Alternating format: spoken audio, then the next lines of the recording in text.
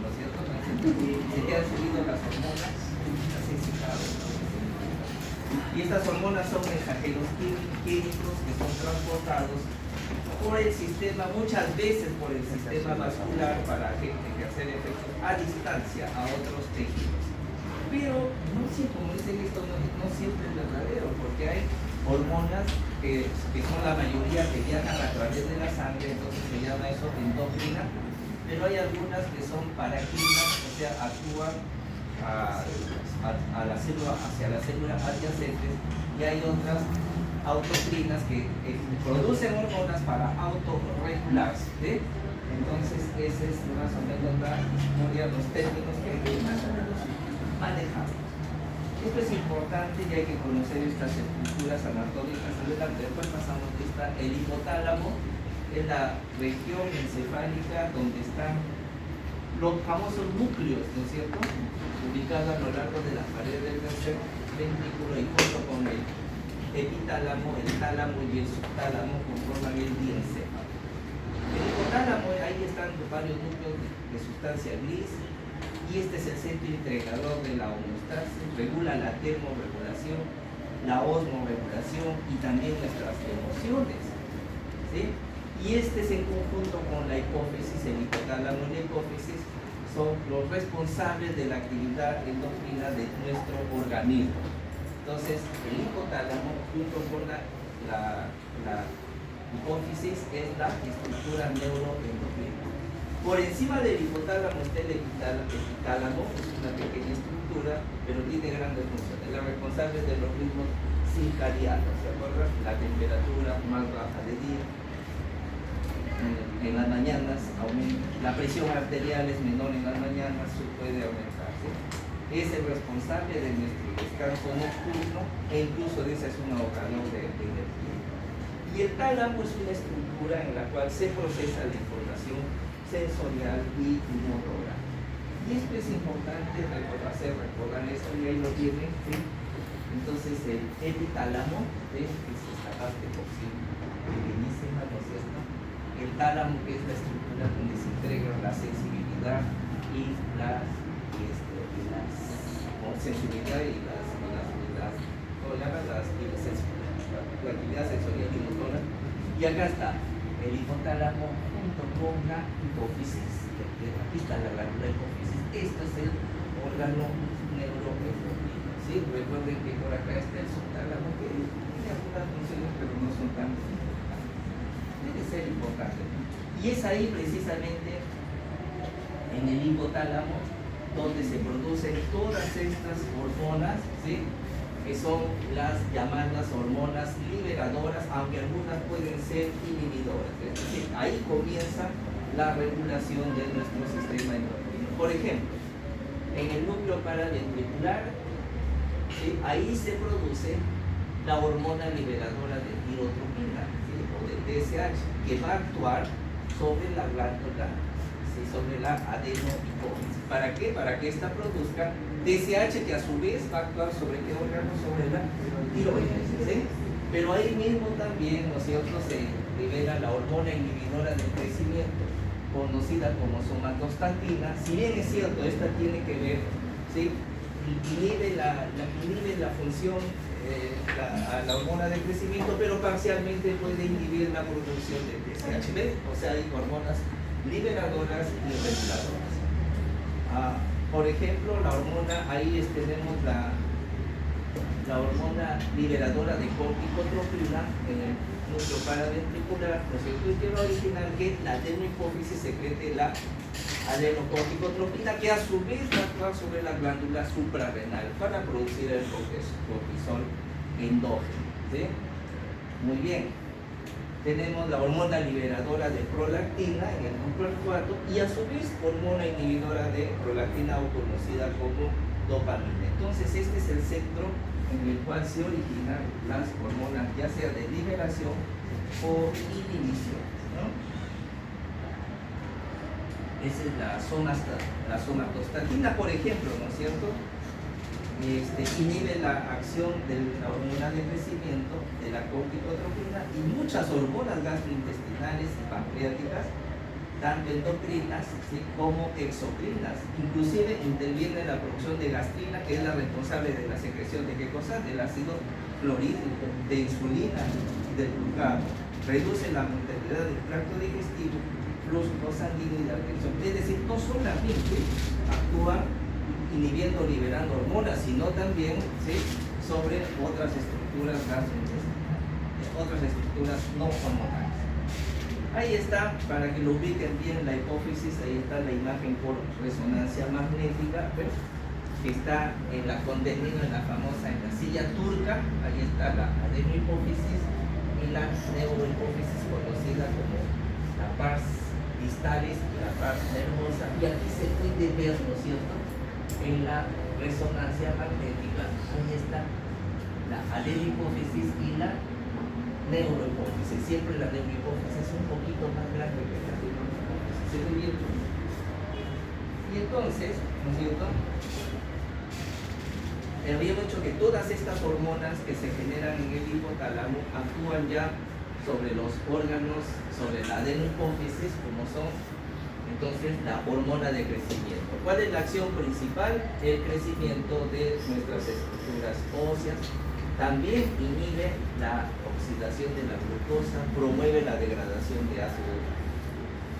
¿Cómo se controla su secreción? ¿No es cierto? A través, a nivel hormonal y a nivel del hipotálamo. ¿Se acuerdan del famoso feedback negativo y positivo? ¿Sí? Entonces, cuando hay cierta cantidad de hormona de crecimiento, se autorregula y manda la señal tanto al hipotálamo para que secrete la hormona inhibitoria, ¿no es cierto?, y se regula. ¿Se recuerdan ustedes? Todos estos mecanismos tienen feedback negativo, todos son feedback. Bueno, existe algún eje que tenga feedback positivo, es decir, que necesita altas cantidades de hormonas para secretar. ¿Recuerdan o no? Había uno, ¿no es cierto? ¿Qué sistema es? En la mujer, en el ovario, pues, ¿no es cierto? Entonces necesita cierta cantidad de hormonas, de estrógenos, para seguir secretando más estrógenos. Y ese es el único sistema en el cual hay feedback positivo. En el resto, a cierta cantidad se... La prolactina, ¿cuál es la función? La producción de leche materna, ¿sí? Por si acaso, no voy a hablar. La hormona estimuladora de TSH, ¿no es cierto?, estimula la tiroides para la producción de qué cosa, de T4 y T3, la adenocórticotrófica, que se produce en la glándula, en la hipófisis anterior, actúa sobre la corteza renal. La del folículo estimulante, en mujeres en el ovario, estimula el folículo, en el ovario la secreción de estrógenos, y el hombre también necesita, ¿sí?, de hormona folículo estimulante para la espermatogénesis. Y finalmente la hormona luteinizante para la formación del cuerpo lúteo, que es el importante para un adecuado embarazo. Y la parte posterior hay solamente dos hormonas, la hormona antidiurética, o también conocida como vasopresina, ¿sí?, que tiene la función de regulación de la presión arterial y de la retención del líquido de nuestro organismo, y la oxitocina, ¿no es cierto?, que actúa sobre el útero, las glándulas mamarias, y tiene que ver básicamente con el trabajo del parto y no la producción de leche, porque la producción está dada por la prolactina, sino la eyección de la leche en la mujer, ¿sí? En términos generales, porque a veces hay. Y entonces, cuando se lesiona, ¿sí?, cuando se lesiona la adenohipófisis, puede aparecer lo que se llama el hipopituitarismo o el panhipopituitarismo.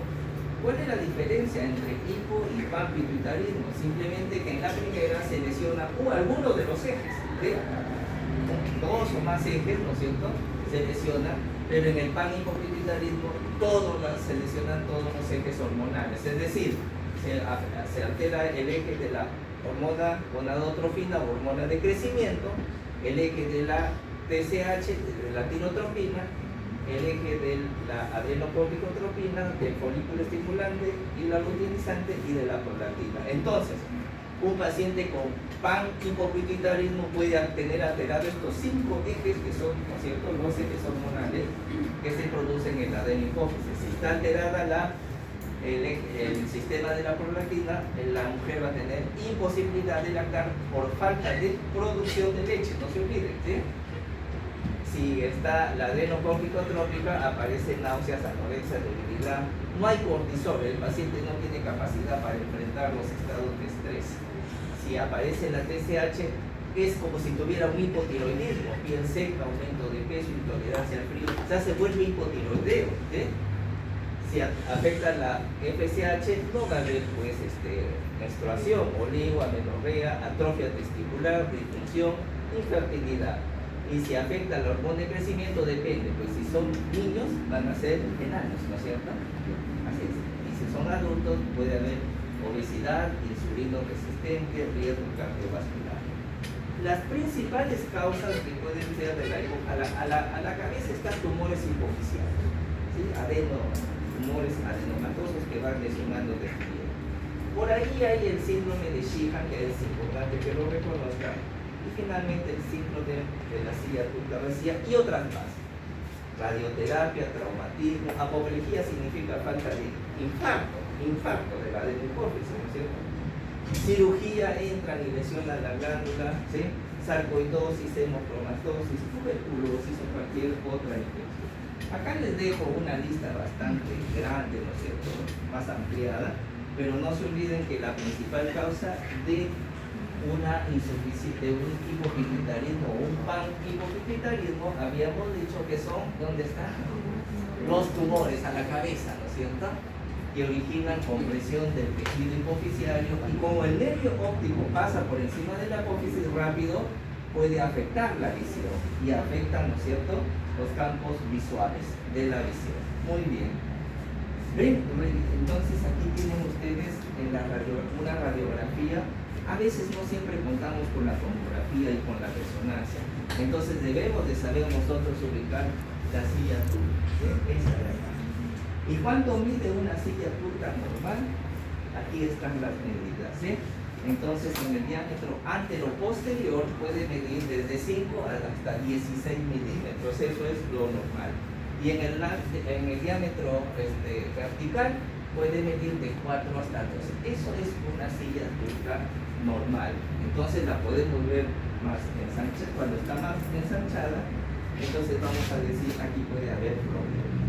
Acá les decía, miren cómo se ve bien bonita en la resonancia la pars posterior o la pars nervosa y la pars anterior o la adenohipófisis. Ahí se ve bien diferenciado los dos lóbulos, ¿cierto?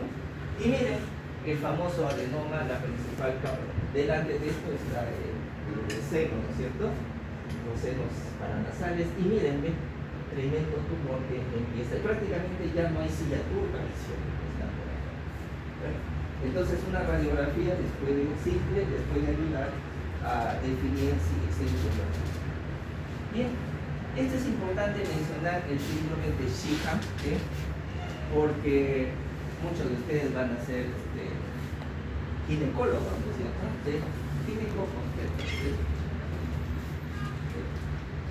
Y pueden estar presentes antes. ¿En quiénes hay que sospechar, no es cierto? Principalmente cuando una mujer tenga una hemorragia grave durante el parto. Pero ¿por qué razón? Porque hay mujeres que a veces tienen una hemorragia digestiva y con hemoglobina de 3, 4, ¿no es cierto?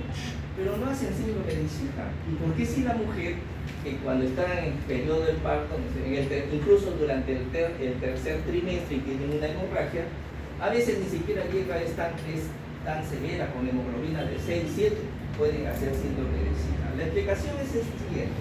Durante el embarazo, la glándula pituitaria crece de tamaño, ¿sí? Porque necesita producir hormonas, ¿sí? Entonces, en forma fisiológica hay una hiperplasia debido a las células lactotropas, porque ya se prepara la mujer para producir leche una vez que nazca el niño. Entonces, al ser crecida y necesita bastante irrigación, está más en riesgo, es más sensible que ante pequeños cambios de volumen sufra un problema de isquemia. Esa es la razón. El flujo es el mismo, pero la glándula ha crecido durante el embarazo. Entonces, está más predispuesta a hacer el famoso síndrome de Sheehan por hipoperfusión que lleva a una isquemia de la glándula pituitaria. Entonces, puede alterarse 1, 2, 3, 4, 1 o dos o más de los 5 ejes. Los que más tienen impacto son estos, ¿no es cierto? Es la hormona tiroidea. Entonces esas mujeres pueden pasar a ser un cuadro similar al hipotiroidismo, con un metabolismo más cansancio, sensibilidad al frío, estreñimiento, mixedema. Y el otro eje que se altera es de las hormonas la lactotrófica, ¿no es cierto? Entonces van a tener ausencia de lactancia, y esto es muy impactante porque la mujer quiere dar de lactar y no puede, ¿sí? Insuficiencia de lactilidad. Cuando hay afectación de las hormonas gonadotróficas hay amenorrea, a pesar de no dar de lactar, la paciente está, no hay menstruación, ¿cierto? Muy bien. Si bien es cierto se puede afectar, pero ya en el adulto casi no tiene mucho impacto la hormona en crecimiento porque no va a crecer más. Y la otra que se afecta es la adrenocorticotrófica. Entonces hay anorexia, astenia, o sea, hace insuficiencia suprarrenal. Entonces, estas dos tiroideas y estas tienen el mayor impacto de forma inmediata la hormona lactotrófica, ¿sí? Esos tres que son los que más impactan, o tienen mayor impacto. Otra de las condiciones, y es necesario que ustedes lo sepan, es el síndrome de la silla turca vacía, ¿no es cierto? Entonces, cuando uno toma una resonancia, no hay adenohipófisis, y en vez de adenohipófisis hay esta estructura, ¿sí? Que se ha metido. ¿Y qué cosa es? Es una herniación del espacio subaracnoideo que se mete a la silla turca y entonces empieza a comprimir a la adenohipófisis. Entonces acá ya no hay adenohipófisis, solamente hay este saco herniario que es la meninge que se ha introducido. Ese es el síndrome de la silla turca vacía. La adenohipófisis está comprimida, ¿sí? Hacia la base, y en vez de ver la glándula vemos meninges. Entonces ya a eso se llama. Es más frecuente en adultos, en mujeres, ¿sí? Cuarta, quinta década, ¿sí? Y en niños puede darse, pero es muy frecuente. Ahí está. Entonces los términos son importantes. Entonces una glándula puede dejar de funcionar, puede haber hipo o hiperfunción, y en el caso, por ejemplo, de la hiperfunción, sobreestimulación de la hipófisis, ¿no es cierto? Entonces el hipotálamo por alguna razón empieza a trabajar más de lo normal, puede ser congénito, puede ser por una enfermedad y entonces sobreestimula la glándula. Puede ser por la hiperplasia o neoplasia de la glándula. Estos son los casos de los adenomas, ¿no es cierto? De la hipófisis. Por ejemplo, hay un adenoma hipoficiario que se le ocurre producir TSH, por ejemplo, ¿no es cierto? Entonces actúa sobre la glándula. Esto es importante, hay exceso de administración exógena de hormonas, empiezan por fuera, puede ser en forma subrepticia, ¿no es cierto? O puede ser en forma puede ser subrepticia o no. Por ejemplo, había el famoso médico, nadie es pariente del doctor Olaya, ¿no es cierto? El médico de las vedettes que las hacía bajar de peso y tenía su fórmula secreta. ¿Y cuál era su fórmula secreta? Hormonas tiroideas, la molía, ¿cómo se llama? La levotiroxina, la molía, le ponía también estatina, molía estatinas, atorvastatina, hacía un preparado y él dijo, bueno, su mujer que lo encapsulaba y se las vendía como la píldora mágica, ¿no es cierto? Que le estaba metiendo hormonas tiroideas hasta que una de esas veces terminó en la unidad de cuidados intensivos con una crisis, ¿no es cierto? La que ahora ya se cayó, ya, ahí tiene su local, la marina, al frente lo quieren militar, pero ya no, ya hay telarañas, ya no hay baja. O sea, frente al hospital. O sea, engañaban, ¿sí? Como el papel Paracas. Han visto que le han metido una multa de 20 millones, dice que por sacar su Paracas Premium de 40 metros y solamente tenía 30 metros. Y vino una chica que cada vez que se limpiaba usaba 40 metros y ¿qué pasó? A veces son muy sensibles, se vuelven los órganos a veces muy sensibles. Eso se pasa en la tiroides cuando hay una crisis tirotóxica, ¿no es cierto? Entonces se vuelve sensible a las catecolaminas. Puede haber defectos enzimáticos, o sea, hormonas deficientes que no, en la síntesis que promueven una hiperproducción, o esto es lo más importante, a veces un paciente puede tener un problema tiroideo basal, no por lesión de la misma tiroides, sino por enfermedades externas que afectan secundariamente a la tiroides, ¿sí? Por ejemplo, tienen un paciente con hipertiroideo y la glándula es normal, pero puede tener lo que se llama el estruma ovario. Entonces, tejido tiroideo ectópico que por otro lado está produciendo hormonas. O tumores que producen, ¿sí? Que producen sustancias de estructura química similar a la hormona, ¿no? Y eso a veces hay que tener aprendido. Por otro lado, puede dejar de funcionar, ¿no es cierto?, una glándula, y es cuando falla la hipófisis, pues no hay estimulación, el hipotálamo falla, no estimula la hipófisis. La glándula se vuelve hipofuncionante, a veces por apoptosis, por la misma edad, recuerde, eso es importante, en pacientes mayores de 65 años de edad, ¿sí? O sea, dentro de poco. Entonces, el PX, ¿no es cierto?, mayor de 65 años, el 60% tiene disfunción tiroidea por la edad. Disfunción tiroidea, ¿sí?, hacia, ¿no es cierto?, hacia el hipotiroidismo. Ya no produce hipotiroidismo. Y el 20% mayor es hipotiroideo. ¿Por qué razón? Por la edad, el famoso fenómeno, ¿se acuerdan ustedes de apoptosis? Ya empieza a morirse, apoptosis, muerte programada. Y ahí que cuando sean internos, cuando todo paciente mayor de 65 años hospitalizado o que vaya a su consultorio, debe contar con un perfil tiroideo, porque va a haber sorpresas, llegan de repente, doctor, me siento mal, no sé qué tengo, estoy cansado, ya no tengo ganas de leer, y de repente es un hipotiroidismo subclínico o clínico, y le dan tratamiento y le devuelven la vida, ¿sí? Solo porque por la sospecha que pudo tener un problema de tiroides. Algunas enfermedades que bloquean la conversión, ese es el caso, por ejemplo, los pacientes que tienen insuficiencia renal crónica, ya hemos visto, ¿no es cierto?, la vitamina D2, para pasar a D3, a este proceso de hidroxilación, este fenómeno se da en el riñón, ¿sí? Pero cuando en insuficiencia renal crónica, este paso está bloqueado. Entonces se produce D2, ¿no es cierto?, pero por falla del órgano, no del órgano que produce la hormona, sino el necesario para la conversión. Entonces hay deficiencia de D3 y esto condena al paciente a que tenga hipocalcemia, ¿sí? O sea, niveles de calcio bajo en pacientes con insuficiencia renal crónica. Fármacos a veces que aumentan la tasa de eliminación, y eso hay que leer siempre, las interacciones farmacológicas que bloquean las hormonas o los receptores de las hormonas. Y antes ya de describir a las enfermedades, y eso acá, ¿por qué el peruano es enano? El promedio de los hombres es de 1,65 m, pero no se alegren mucho la gente, porque también son chatas. ¿Y por qué razón los peruanos son enanos? Miren, aquí está.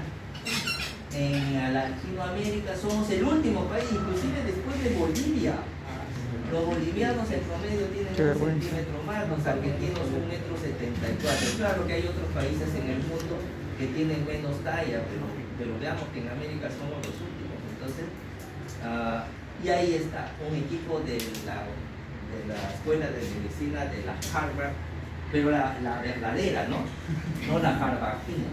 ¿Sí conocen la Harvardina? La Universidad, la Harvardina, pero no de esos.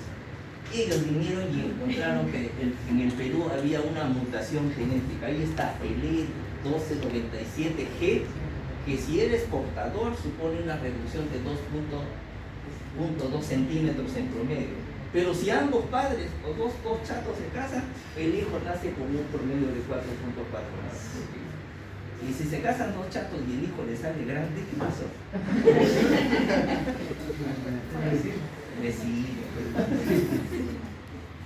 Tiene que ser.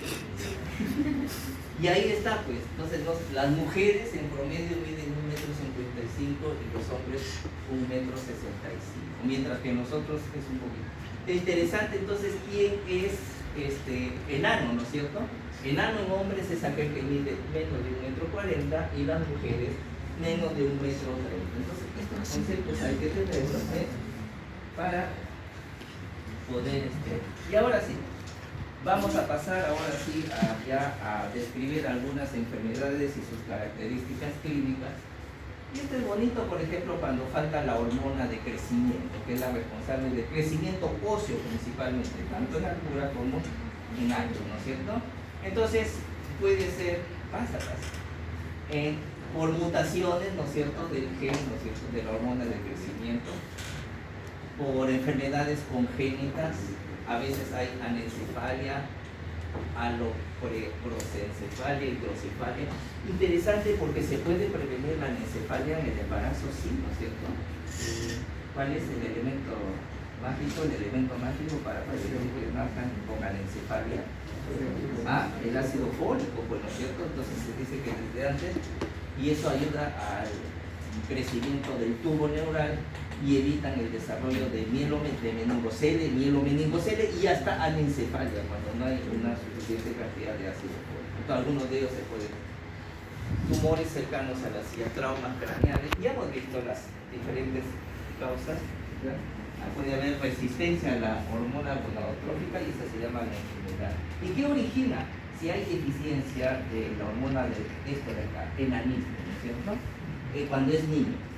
Entonces, pero el enano es un personaje que es proporcional, ¿no es cierto? Sus brazos, todo su cuerpo y brazos es proporcional.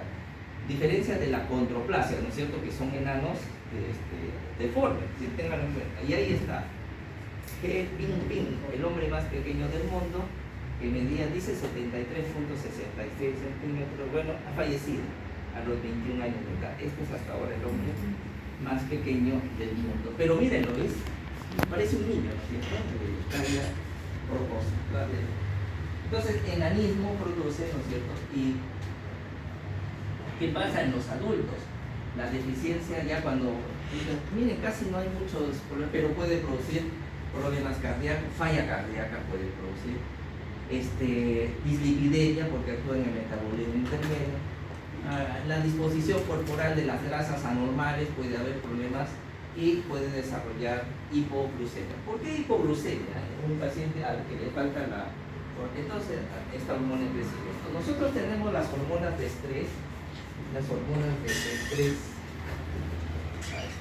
así es en español, entonces, que son el cortisol,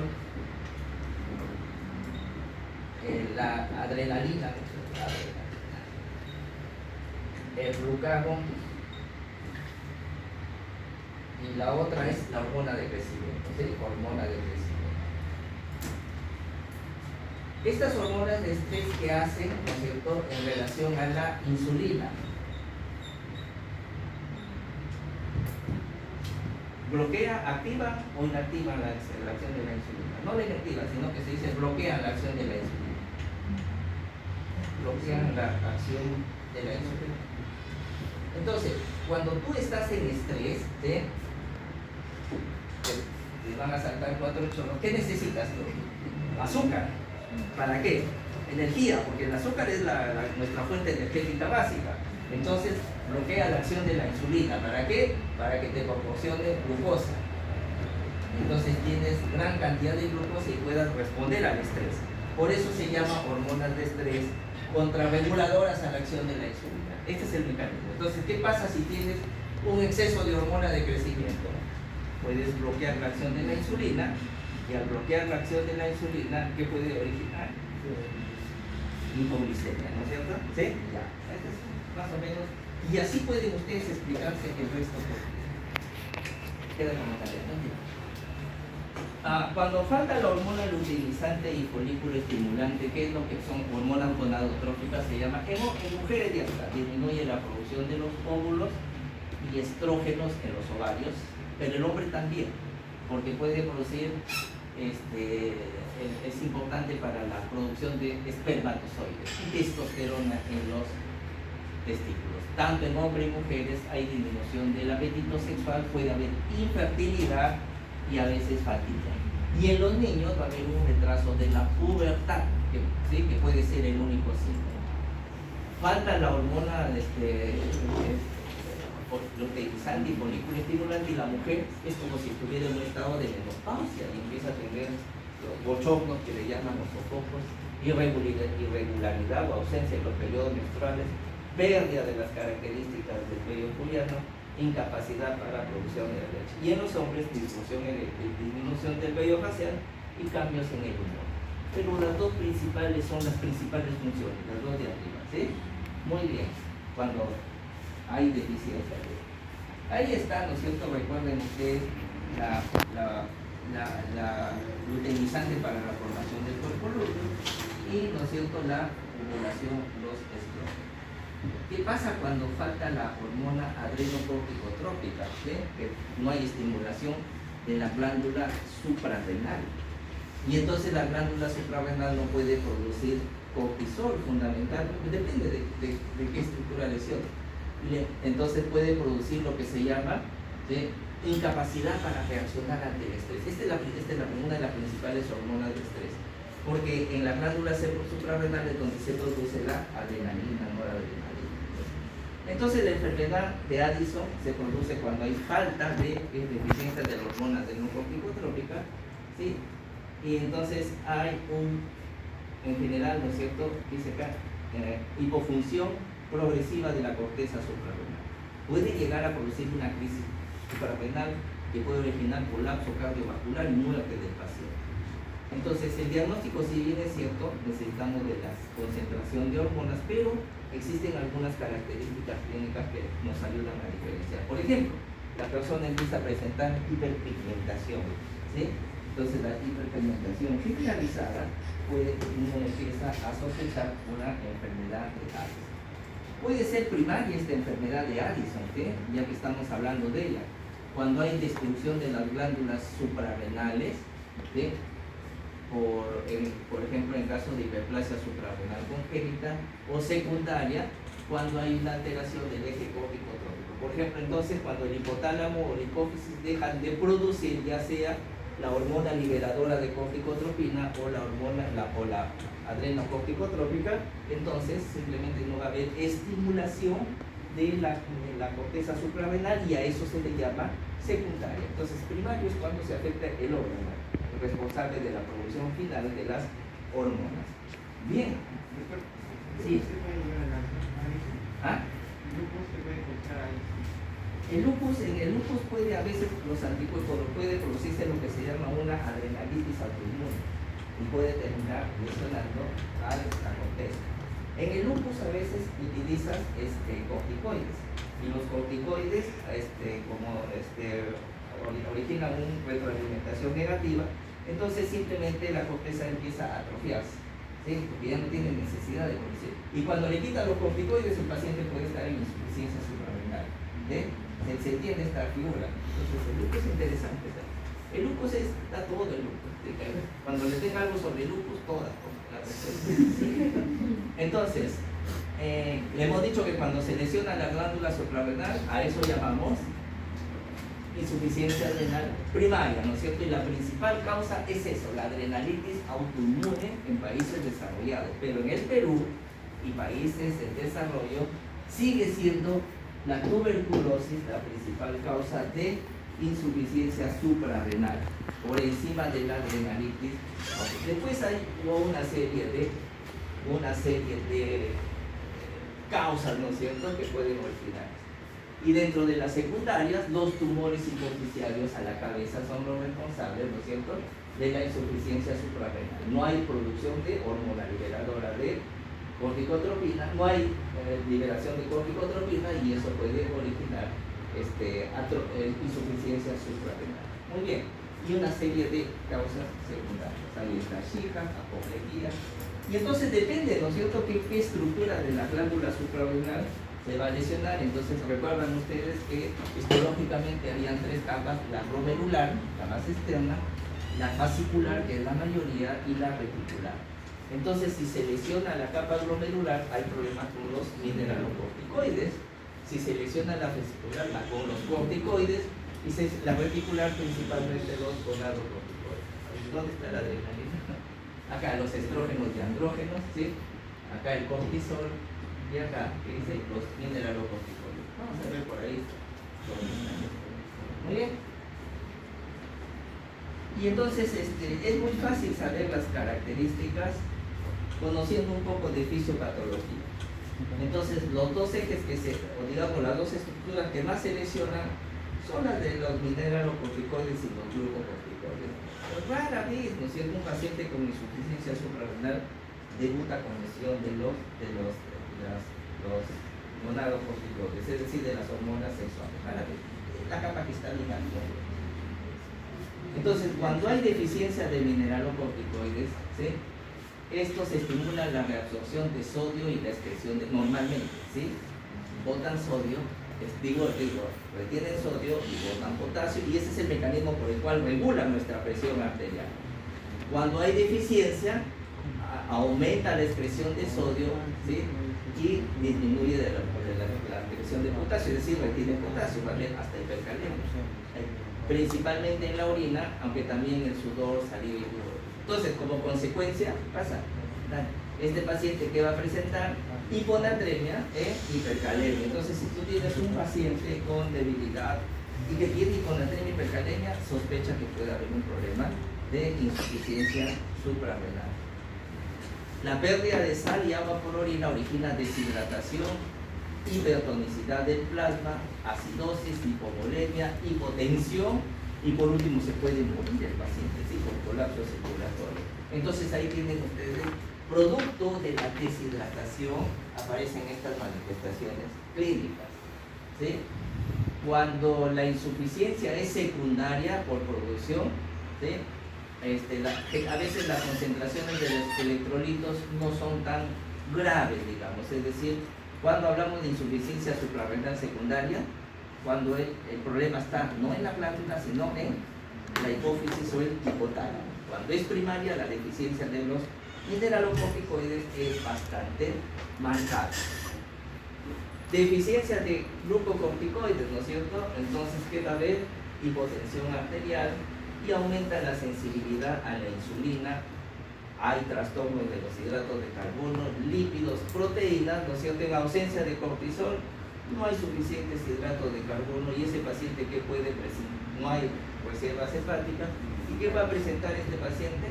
Hipoglicemia, ¿no es cierto? Entonces ya entendemos, ¿no es cierto?, entendiendo la función, ¿no es cierto? La reducción de la cortisolemia, del cortisol, estimula a la hipófisis a producir ACTH, y esta no solo aumenta la concentración sanguínea, ¿no es cierto?, del cortisol, sino que también estimula los melanocitos.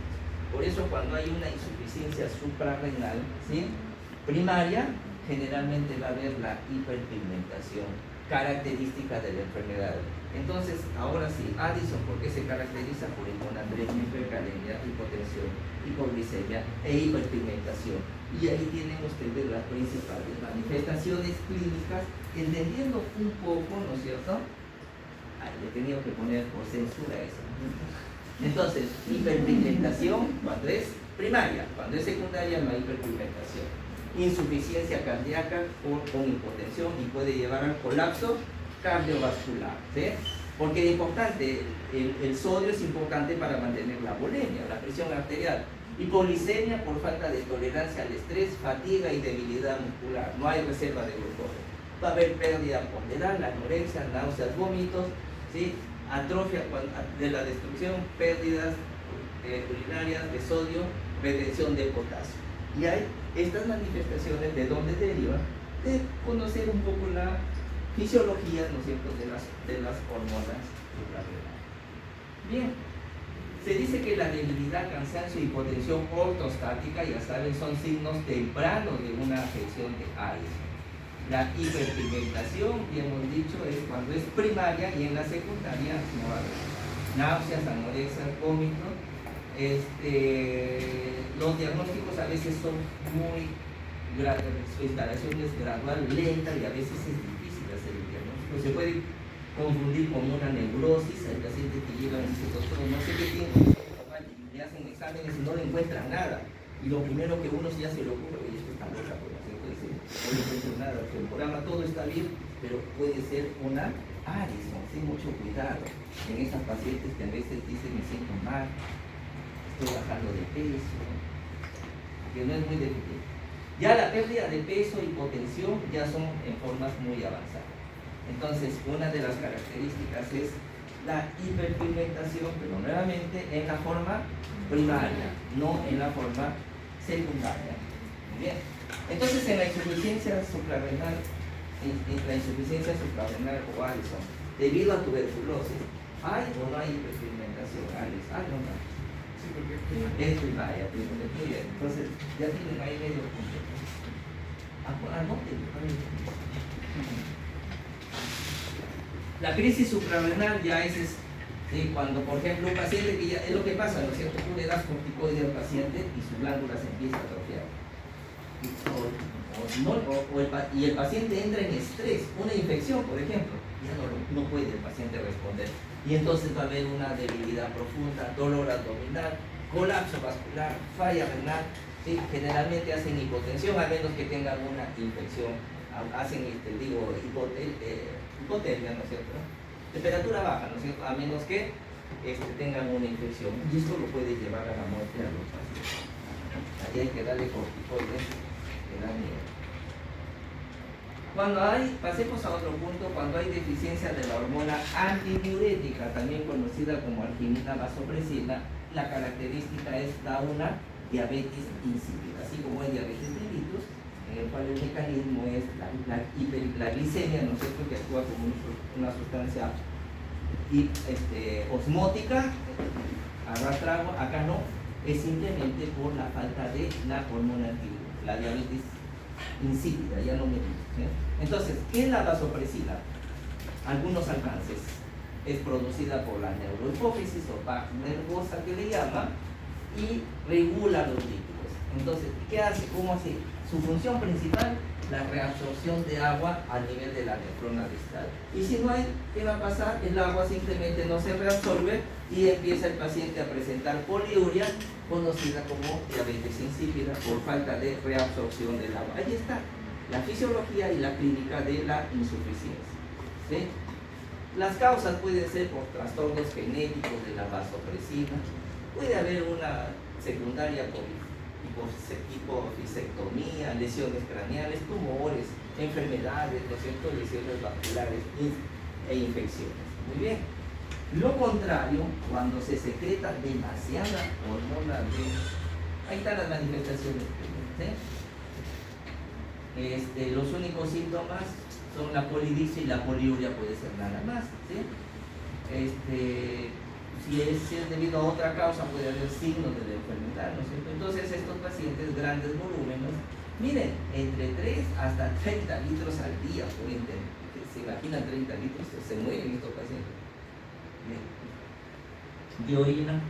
La densidad es baja y la osmolaridad también, ¿no es cierto? Y esto presenta nocturia si no se reponen deshidratación, hipovolemia, muerte de estos pacientes. Lo contrario, cuando hay secreción ya excesiva, ¿no es cierto?, de la hormona antidiurética o vasopresina, eso se conoce como el síndrome de secreción inapropiada de la hormona antidiurética. ¿Sí? Secreción inapropiada, inadecuada de la hormona antidiurética, de la ADH.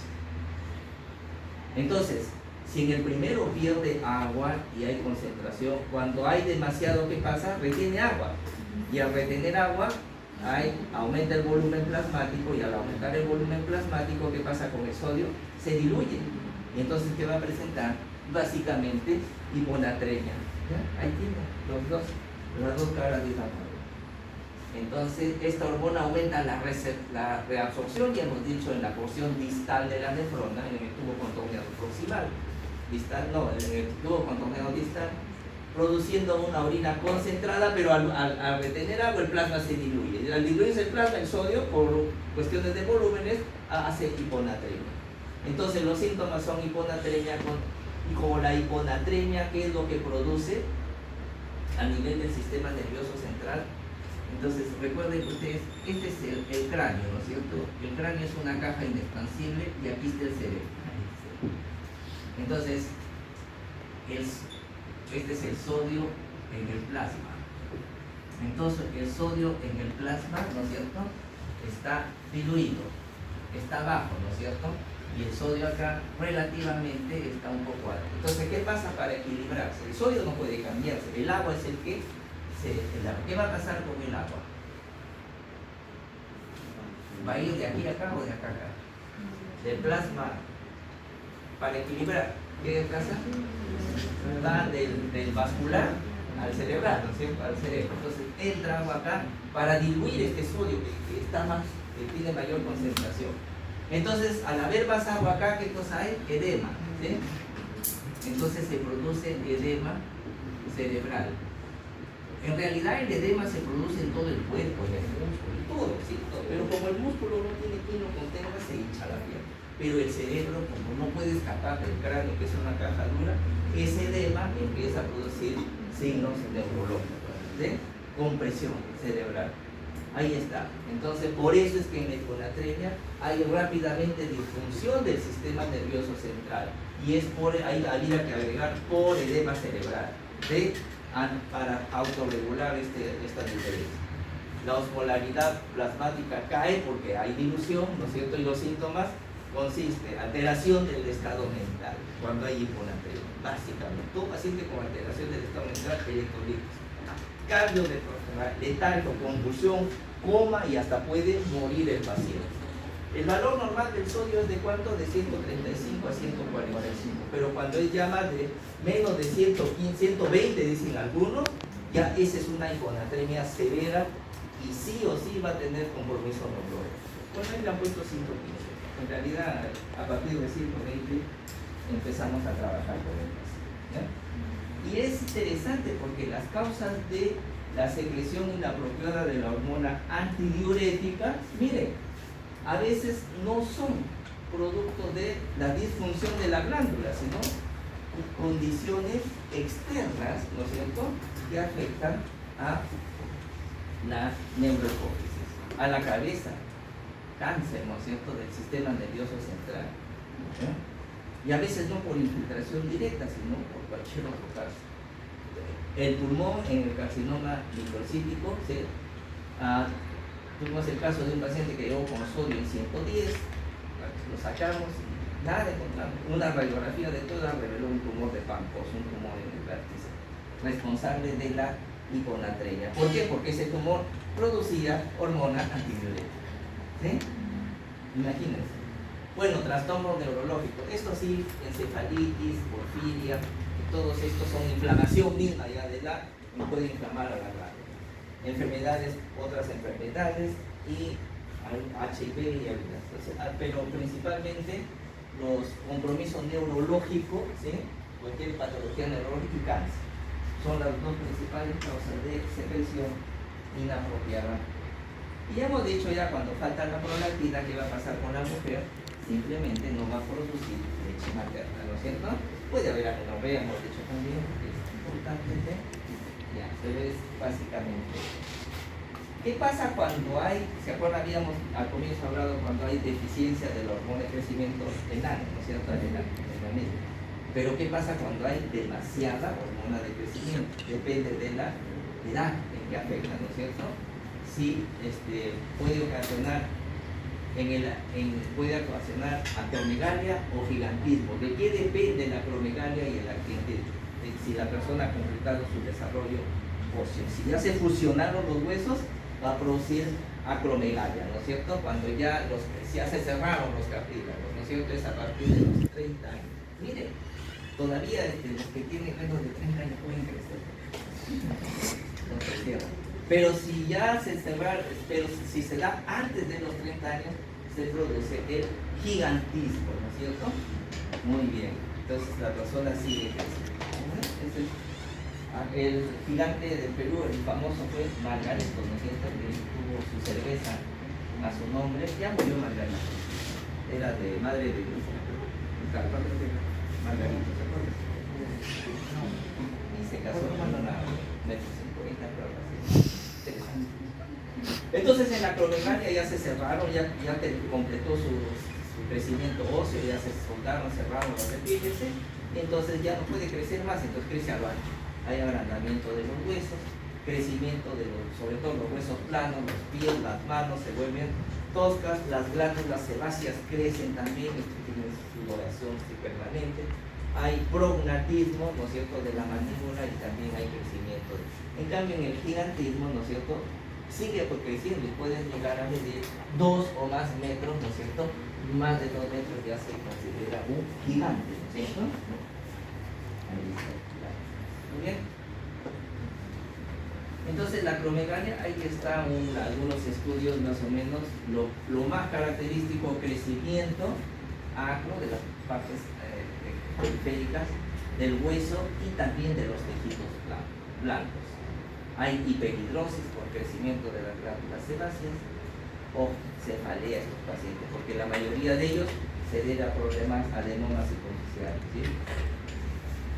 Neuropatía periférica, túnel del carpio, ¿sí? Puede haber diabetes mellitus e intolerancia a la glucosa, manifestaciones cardiovasculares, hipertensión arterial, bocio, en mujeres alteraciones, disminución de la libido, alteraciones de los campos visuales, en mucho porque la mayoría por adenoma, y esos adenomas comprimen el quiasma óptico y empiezan a tener problemas y finalmente pueden tener galactorrea.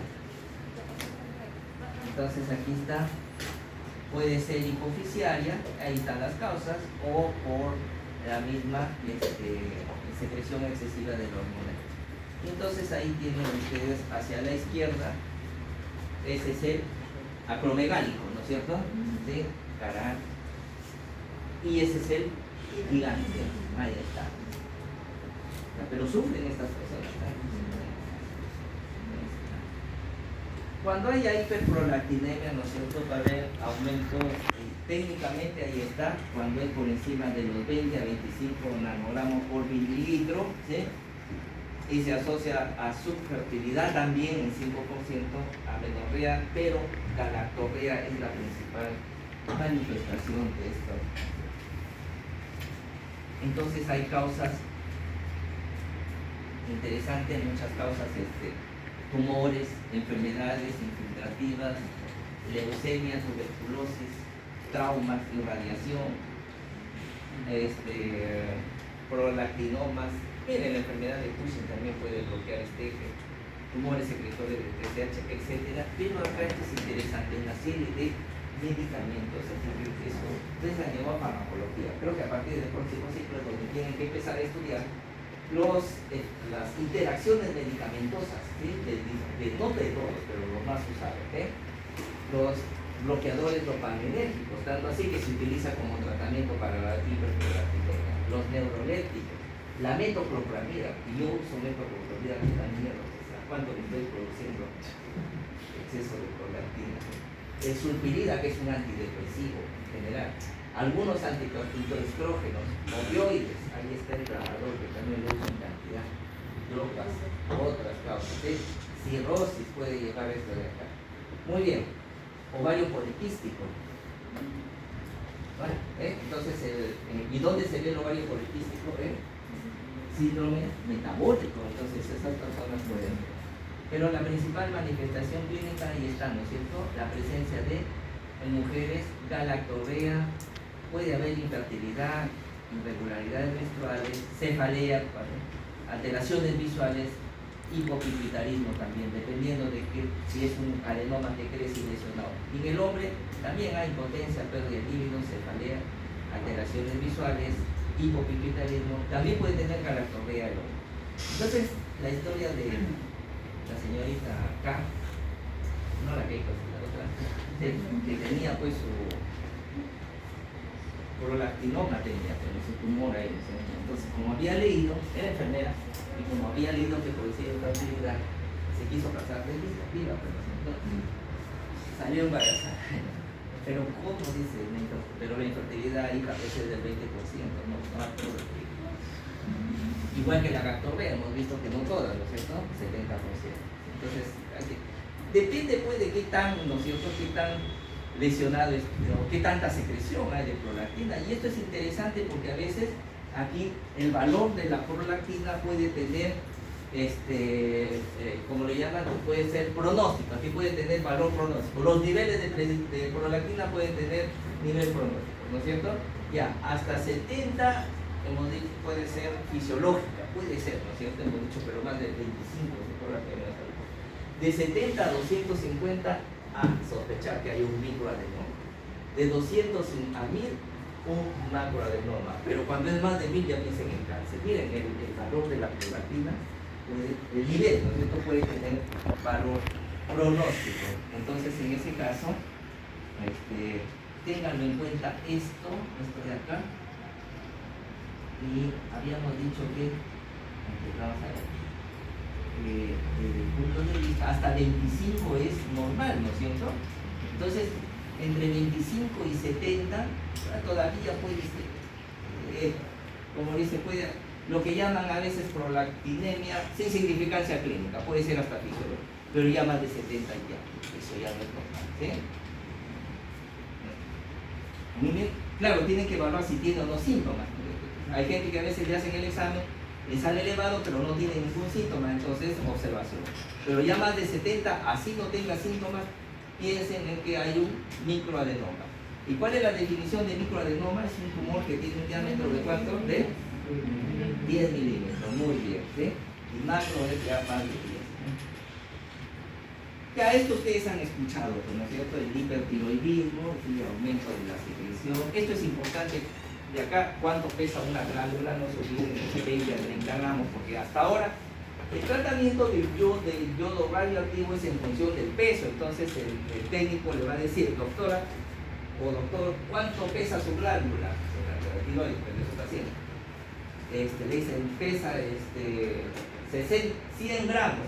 Y entonces él dice, para 100 gramos le voy a dar tanto de dosis, ¿sí? Y quien hace el cálculo lo hacen ustedes.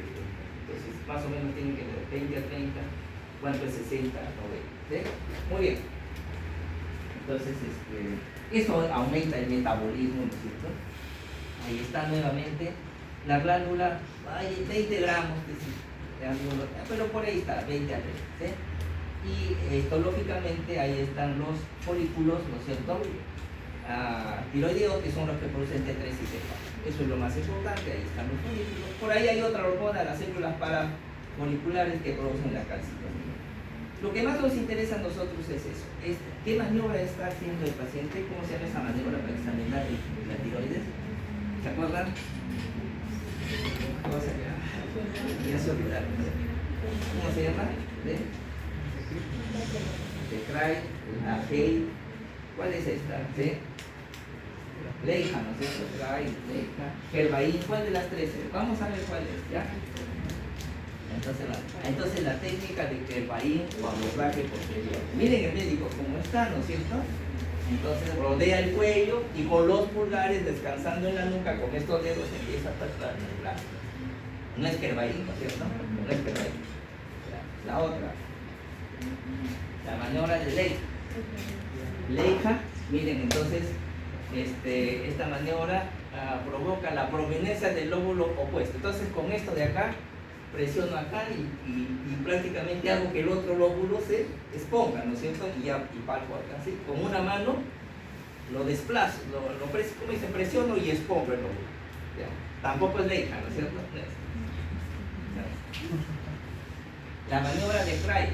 La maniobra de Cray, como dice, en esta maniobra, con el pulgar de cada mano, con el pulgar, pero estando al frente del paciente, con el pulgar voy, con una sola mano nada más, ¿no es cierto? Agarro acá y con el pulgar voy explorando. Tampoco es Cray. Entonces, ¿qué cosa es? ¿Qué maniobra es esta?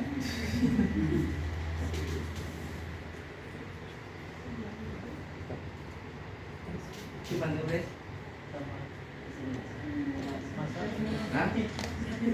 Esa es la maniobra del mañozón, pues, ¿no es cierto? La maniobra de Alex. El doctor Richard, la maniobra del doctor Richard. Claro, no me siento nada. Más mañoso. Y la otra que se diga. Bueno, a veces el bocio está sumergido en el tórax, ¿no es cierto? Y entonces para sospechar es la maniobra de Marañón. Ahí está, le piden al paciente que levante los brazos. Al levantar el bocio que está en el tórax, trata de salir por el agujero torácico y comprime estructuras. Y al comprimir empieza a originar esto de acá, ¿no es cierto? Levantados, aparece disnea progresiva porque simplemente el tórax, el bocio al tratar de salir por acá comprime todas las estructuras vasculares. Entonces la maniobra de Marañón, entonces ahí está. Cuando hay bocio endotorácico, paciente sentado, le piden que levante los brazos y tire la cabeza hacia atrás. Si aparece disnea progresiva, la maniobra es positiva. Entonces la glándula tiroides, ustedes saben, regula la temperatura, el oxígeno, el peso, las contracciones, la síntesis de proteínas, el colesterol, el crecimiento también interviene, diferenciación del sistema y el metabolismo. Entonces, y cuando hay hipertiroidismo, el paciente que va a tener intolerancia al calor, ¿sí? Como regula el consumo de oxígeno, ¿qué va a tener el paciente? Disminuye de peso, aumenta de peso. Disminuye, el mantenimiento del peso disminuye de peso, hay taquicardias, hay arritmias cardíacas, etc. Entonces va a tener cansancio, aumento de peso. No, acá está, nerviosidad, irritabilidad, temblores en la mano, pérdida de peso, taquicardia, palpitaciones, intolerancia al calor, abundante transpiración, aumento de la frecuencia de las deposiciones, irregularidades menstruales, bocio, y puede haber también exoftalmia, ¿no es cierto?, por problemas de estimulación de crecimiento de estos, ¿cómo se llaman estas células? Células de músculo liso, ¿no es cierto? Células musculares. ¿Por qué se puede haber hipertiroidismo? Y ahí están todas las causas, ahí están, ¿cierto? A la cabeza de la enfermedad de Graves, base 2, Parry, le falta ahí, ¿no es cierto?, el tercero. Pero se olvida. Es las tres características, ¿no es cierto? Es bocio difuso, ¿sí?, exoftalmos y el miscedema pretibial. Tienen ustedes estas tres características clásicas, ese es un hipertiroidismo.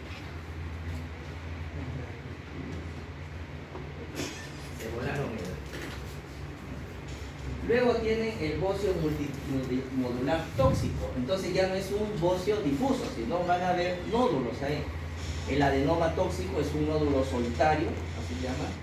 Puede haber inflamación de la tiroides, entonces tiene la tiroiditis aguda o supurada. La característica que es signos inflamatorios y es doloroso, en las anteriores no hay dolor.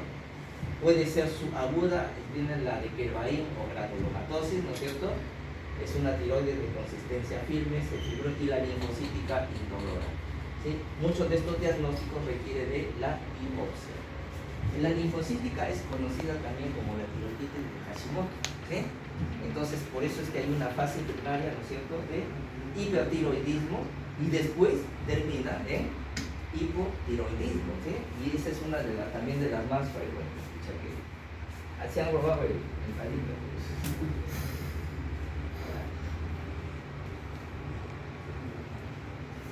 ¿Quién está? ¿La conocen la jefa? Ya es coqueteado.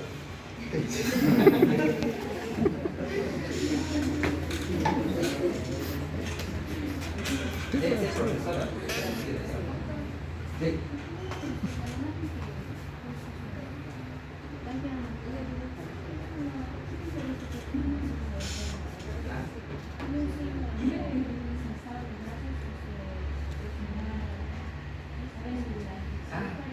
Vamos a ver, el efecto, sí, por ahí, pero no se aplica todo. Vamos a ver. Hablemos algo de la enfermedad de Graves, reportada por Robert Graves. Este era irlandés. ¿Y cuál era la contribución de Graves a la enseñanza médica? Entonces, antiguamente, ¿sí?, ¿cómo era la educación antigua? ¿Sí? El profesor interrogaba al paciente en voz alta y el secretario que estaba afuera, ¿no es cierto?, repetía la respuesta imitando al paciente. Entonces los alumnos no veían al paciente, no lo tocaban, ¿sí?, solo el médico. Y tenía un secretario que todo lo que decía el paciente, él les transmitía. Y los estudiantes, ¿no es cierto?, escuchaban alrededor, tomaban notas, la mayoría no podía ver al paciente sin ninguna ubicación, ¿eh? Él cambió, ¿sí? Lo anterior a la forma como nosotros tratamos, ¿no es cierto? Es decir, ya un examen, interactuando directamente con el paciente. Entonces, y así se ha mantenido durante años la enseñanza médica y parece que es la que mejor. Ahora la quieren cambiar con eso de pública, objetiva. Por eso no voy a ninguno de esos. Entonces, ¿por qué se debe la enfermedad de Graves? Presencia de anticuerpos. Pero los anticuerpos, no todos los anticuerpos son, digamos, destruyen. Algunos bloquean, otros estimulan. Entonces, esos anticuerpos que hacen, estimulan, ¿no es cierto? Estimulan la producción, ¿no es cierto?, de inicialmente descrito como estimulador, aunque también hay los que tienen actividad inhibidora y los de acción neutra. Estos son específicos, ¿no es cierto?, y sus niveles se correlacionan con la... Estos estimulan la glándula tiroides y empiezan a producir estos anticuerpos mayores, hormonas tiroideas. Entonces, dentro de los anticuerpos antitiroideos, al final solamente han quedado estos de acá, ¿sí? La peroxidasa tiroidea o tiroperoxidasa, ¿sí?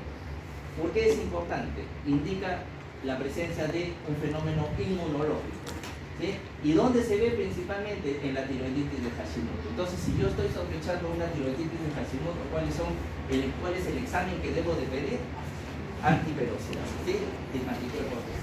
También hay los anticuerpos de tiroglobulina. Es menor que la antiperoxidasa. ¿Y para qué, no es cierto? Es importante para el seguimiento de los pacientes con cáncer de tiroides. Muy bien. Y finalmente tienen el receptor de tirotropina, el TSHR, y este sí es para diagnóstico de Graves en el paciente hipertiroideo. Ahí está. Los tres anticuerpos que han quedado, ¿no es cierto?, para los tiroperoxidasa Hashimoto, tiroglobulina cáncer y el receptor de tirotropina, ¿no es cierto?, para el paciente con Graves. Ahí está, si quieren solicitar. Exoftalmos, ¿no es cierto? El exoftalmo, ¿no es cierto?, ya hemos dicho que es la protrusión, pero ¿qué tanto debe protruir? Depende, por ejemplo, ¿no? Ahí está, ya, para los asiáticos, latinos americanos, ¿no es cierto?, mayor de 18 milímetros tomado a partir del ángulo, ¿no es cierto?, del ángulo del ojo hacia adelante, hacia donde está la zona, el globo ocular. Los caucásicos 20 y los afroamericanos 22. Entonces, si hay medidas, te puede parecer un poquito más ojón, menos ojón, exaltado o no. Entonces, para salir de dudas, ¿no es cierto?, miren, tienes el exoftalmómetro, ¿no es cierto?, de Hertel, ¿no es cierto? Con eso ya mide si realmente hay o no hay exoftalmo. Entonces, en el hipotiroidismo, ya en enfermedad de Graves, ¿cuáles son los síntomas más comunes? Nerviosismo, fatiga, palpitaciones, intolerancia al calor, pérdida de peso en más de la mitad de los pacientes. 10%, miren, un 10% pueden aumentar de peso, de raro, ¿no? Pero puede haber. En medicina a veces todo es posible. Menos comunes, disnea, pruritos, dispepsias, vómitos, diarrea mencionan acá, pero hemos dicho que más que diarrea hay hiperdefecación, ¿sí? Aumento del tránsito intestinal más que diarrea. Entonces, en las guías ya no aceptan en los nuevos tratados de semiología que el paciente con hipertiroidismo tenga diarrea, sino es hiperdefecación. Entonces, yo le he puesto tal para llamar la atención acá. Raro, cialorrea, sed, poliuria, oligoamenorrea, algunos crisis de vómitos, ¿sí?, llamada la forma médica del hipertiroidismo. También la diarrea puede ser el único signo de...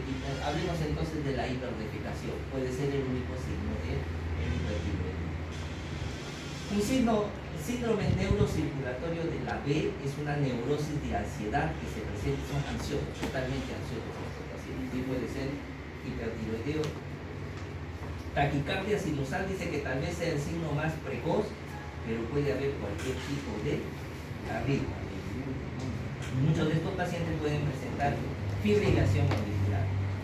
Hay incremento de la sudoración y calor de la piel, eritema palmar, y cuando el eritema palmar es debido al hipotiroidismo se le llama la palma de la negra. No sé si se pronuncia así, pero con cargo a revisar. Menos frecuentes, onicolisis, pérdida de cabello, debilidad muscular, caquexia, puede haber atrofia muscular y a veces una intensa astenia que se ha llamado la forma muscular de Sonde. También hay manifestaciones gastrointestinales, claro, de la enfermedad de Gray. Hay el bocio difuso, la oftalmopatía, dermopatía localizada, hiperplasia linfoide, acropatía tiroidea, o sea, dedos del palillo de campo. 90% de menores de 50 años tienen bocio difuso y en el 70% de los mayores a esta edad. Se presenta de manera de paroxismos llamados síndrome de Lewy, ¿dice acá? Al hipertiroidismo que se presenta en forma paroxística, se le conoce como síndrome de Lewy. O sea, tiempo están hipertiroideos y otro momento están normal. La oftalmopatía ocurre en el 50% y en el 75% aparece dentro del año. El problema es que cuando aparece la oftalmopatía, tú lo puedes curar al paciente, pero ya no regresa, se queda con los ojos obstruidos, salidos. La dermopatía en el 1 de los 2% y siempre asociado a oftalmopatía severa. Ahí está, ¿no es cierto? Lo que ven es un bocio y acá está el exoftalmos. Hay que medirlo desde acá hasta acá cuánto protruye, y hemos dicho mayor de 18 milímetros para nosotros. Esta es interesante, la clasificación no SPEC, ¿sí? Para ver qué tanto se ha afectado el ojo en el hipertiroidismo. Entonces, no SPEC es un acróstico. N significa que no es un hipertiroideo sin signo de síntomas. El O solo only sign, ¿no es cierto? Limitado al párpado superior, puede haber un poco de edema. 2, afectación de los, aquí es donde aparece ya edema palpebral. 3, proptosis, ya se sale el ojo. 4, compromiso de los músculos extraoculares. 5, afectación de la córnea. Y 6, agudeza visual, ¿sí? Puede aparecer ya a sangre. Entonces es interesante porque a partir de 3 es quirúrgico.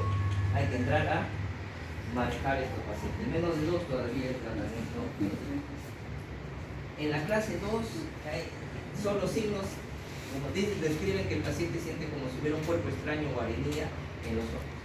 Y miren, ya te has preguntado esto de hay una serie de signos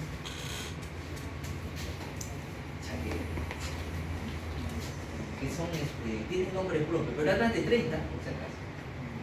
No será, solamente para, no le voy a tomar esto. El signo de Darwin-Fall, ¿no es cierto? Es el ensanchamiento anormal de las fisuras palpebrales con retracción del párpado superior, ¿sí? Entonces, el de Darwin-Fall, a ver, ¿qué sería esto, no es cierto? Entonces, cuando el paciente dice están los ojos abiertos, cierra los ojos, ¿no es cierto? Y el párpado superior cae, pero lentamente. También le conocen como el signo de Lid-Lag, párpado perezoso. Ya, también eso sí aprendan. A ver, abre y cierre. El Stilwell, disminución de la frecuencia del parpadeo, ¿sí? Ya no puede del Stilwell. Un ojo parpadeo.